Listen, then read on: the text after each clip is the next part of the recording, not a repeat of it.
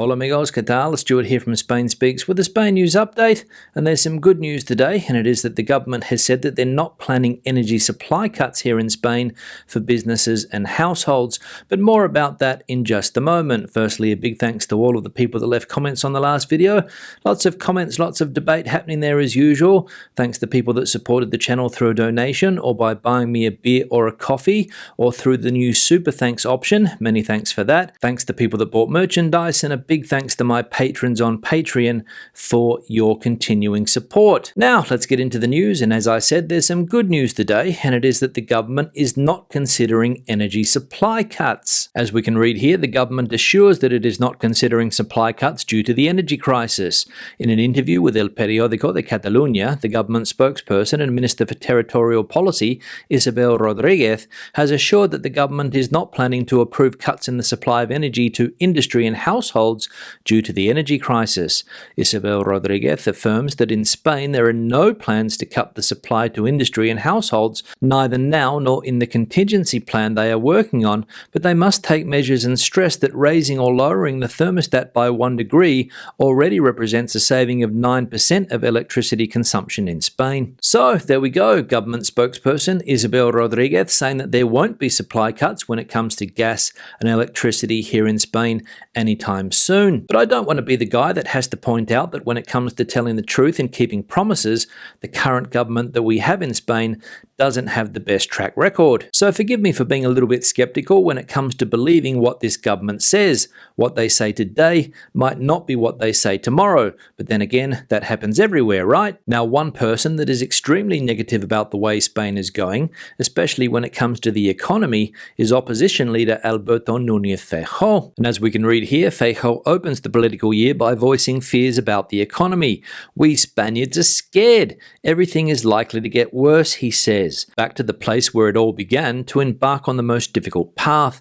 Alberto Núñez Feijóo has returned this Saturday to his homeland Galicia, where he took his first steps in politics to kick off his race to try to reach La Moncloa, a race that, if elections are not brought forward, will last a year.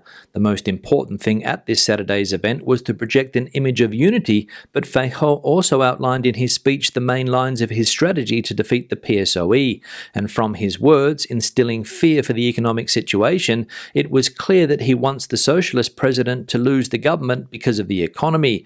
"All Spaniards are worried. Many of us are scared. In the short term, all this is still likely to get worse," warned Feijóo. After saying that, although they call him a doomsayer, he is not going to sweeten the reality. So it's all bad news when it comes to the economy if you listen to opposition leader Mr. Núñez Feijóo. And his strategy, it seems, as pointed out by that newspaper, is to scare Spaniards so that they kick Sanchez out of power. And time will tell if this is a successful move or not for Mr. Núñez Feijóo. Now, we all know that Spain has traditionally been a gateway country for illegal drugs entering the European Union. They come in through the south of Spain, for example, drugs like hashish. They come in through the north of the country, for example, through Galicia, drugs like cocaine, and other ports around the country too. But now, apparently, other European ports have taken the mantle of the top gateways for drugs coming into the European Union. An expert in international drug trafficking commented a few days ago in El Confidencial that drug trafficking was becoming a global pandemic.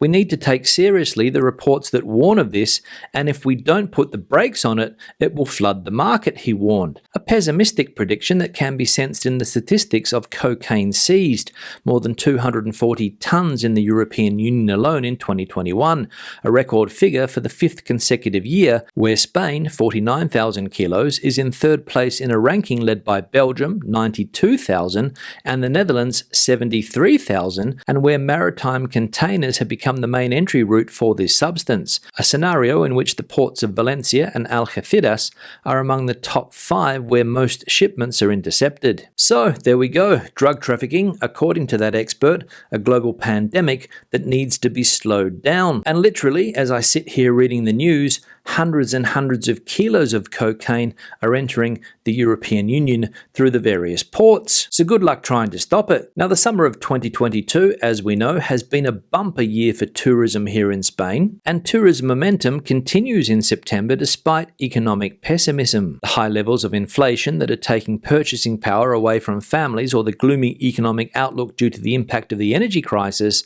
don't seem to be taking their toll on tourism activity. The sector, which is on track to complete a great summer with occupancies above those estimated at the beginning of the season, says there are no signs of a drop in activity compared to the usual levels expected for a month of September.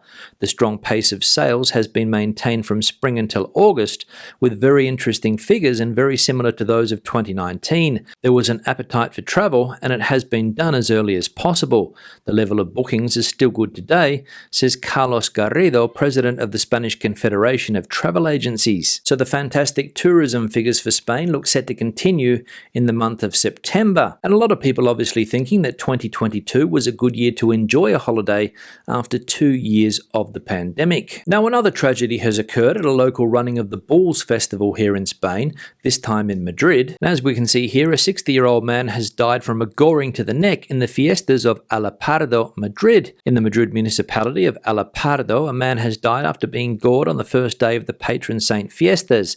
The man, who was 60 years old, was on the route.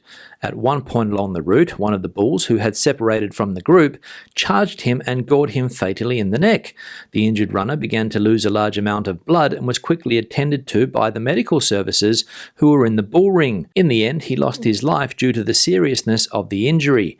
The deceased was a resident of Sierrecines, a hamlet of the municipality of Fresno de Torote in the community of Madrid. So another fatality at one of these bull festivals here in Spain, and to be honest, I've lost count of the amount of people that have lost their lives in Spain this summer at one of these bull festivals. And is it just me, or is it time to stop this type of festival and save the odd life or two? Just a thought. Now let's have a look at some of the comments from previous videos. One here from David. Hello Stuart, so good to catch the news from Madrid that we may otherwise miss. We have experienced a few months in Colombia. The most obvious hangover from colonial days that we have noticed is the seemingly unbridgeable gap socio-economically between the old colonial families and all other ethnic and racial groups. We found the gulf between the rich and poor very stark and pervasive. Yeah, David, thanks for the comment, and in reply to a question that I posed the other day about whether or not Spain still maintains a good relationship with those former Latin American colonies, for example, Colombia, Venezuela, Peru, Ecuador, Bolivia, the list goes on and on. Spanish Prime Minister Pedro Sánchez was recently on tour in South America trying to improve government relations, and that's why I posed the question. Over the years, there's been a few tense moments between Spain and those Spanish-speaking countries in South America. Most recently, of course, when the Spanish King Felipe VI refused to stand up during the Colombian presidential ceremony. And every now and again, you get the impression that Spain does not see eye to eye with a lot of those countries. But most likely, one of the main sources of tension in those countries is, as you said in your comment, the difference between the rich and the poor and the huge socio-economic differences. And I imagine that for a lot of politicians in South America, in order to secure votes among the disenfranchised or the disenchanted, it's very easy to blame the past. And that's no doubt one of the main reasons why Spain cops a bit of flack in those countries. One here from Ivan. Relationships between Venezuela and Spain were mostly good until Chavez came on board. Maduro has kept quiet. Venezuela had a very large influx of Spanish, Italian and Portuguese migrants between the 50s and 70s. That is the reason why many of us hold dual citizenship. However, relationships between Mexico and Spain are quite different. Also, some countries still hold a grudge for something that happened in the 14 and 1500s. We should get over that. Ivan, thanks for the comment and thanks for the input on the relationship between Spain and Venezuela. The relationship started to turn for the worst when Hugo Chavez came to power. And although current president Mr. Maduro has been a little bit quiet recently, a few years ago he was very vocal and used every opportunity he had to attack former Spanish Prime Minister Mariano Rajoy. But as I said, nowadays he seems to be keeping quiet because no doubt he's happy with the current Spanish government. One here from Stephen. Hi Stuart, just watched your live update. Unfortunately not live as I have the family with me here in Spain, down here in the Costa del Sol, Manilva, loving the weather and the beach. Being honest, not keen on the black look, preferred the blue background, but still love the show. Keep up the good work.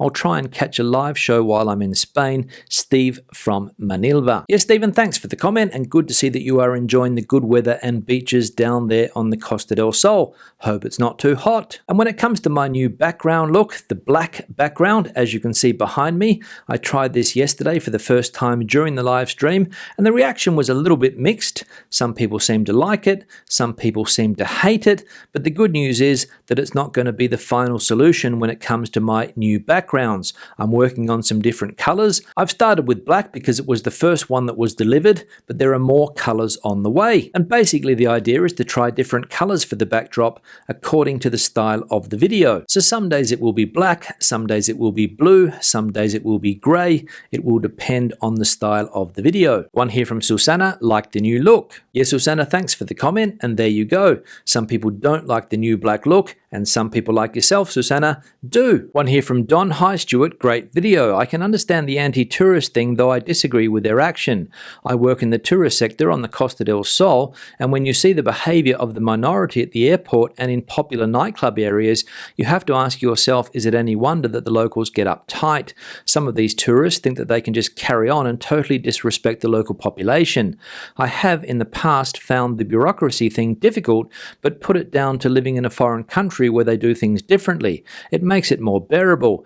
Keep up the good work, mate. Regards, Don. Yeah, Don, thanks for the comment, and thanks for giving us a first-hand point of view on a topic that we have been talking about a fair bit on this channel recently, the anti-tourist sentiment that has popped up again in some parts of Spain, most notably Barcelona. And you're right, unfortunately, some tourists, a minority, as you say in your comment, behave badly when they go on holidays, especially when they drink a bit too much alcohol and spend too much time in the sun. And I imagine it's this antisocial drunken behaviour that turns locals against tourists. And unfortunately, you can see this behaviour at many foreign tourist hotspots here in Spain, whether it be Barcelona, whether it be Magaluf in Mallorca, whether it be Ibiza, whether it be Benidorm, or whether it be the Costa del Sol. And when it comes to the other thing that you mentioned in your comment, bureaucracy here in Spain, you're right. They do things differently. And finally, one here from David. It's Madrid. It's always hot in Spain. I live there and all over Spain. I miss it. Yeah, David, thanks for the comment. And you're right. Madrid is a hot city, especially in July and August. It always has been, and I imagine that it always will be a hot city. However, this year has been unbearably hot, and if you're not living here, you really can't comment on how bad it has been. And the main difference that I have noticed this year compared to other years has been the nighttime temperatures, which have also been unbearable and made it very, very difficult to sleep. And let's be honest, if you don't sleep well, the rest of your day can be an absolute nightmare. So we all know that Madrid is a hot place during the summer. We all know that Cordoba is a hot place. We all know that Seville is a hot place. But this year, in my opinion, and the opinion of many other people, and also according to the experts, this summer has been hotter than usual. On that note, I'll wrap the video up. Questions and comments, please leave them in the section below. Debate the video out as you normally do. Give it a thumbs up if you liked it, thumbs down if you didn't. Let us know what you think of the new black backdrop. Let us know in that comment section below. I'll see you in the next one. Hasta luego.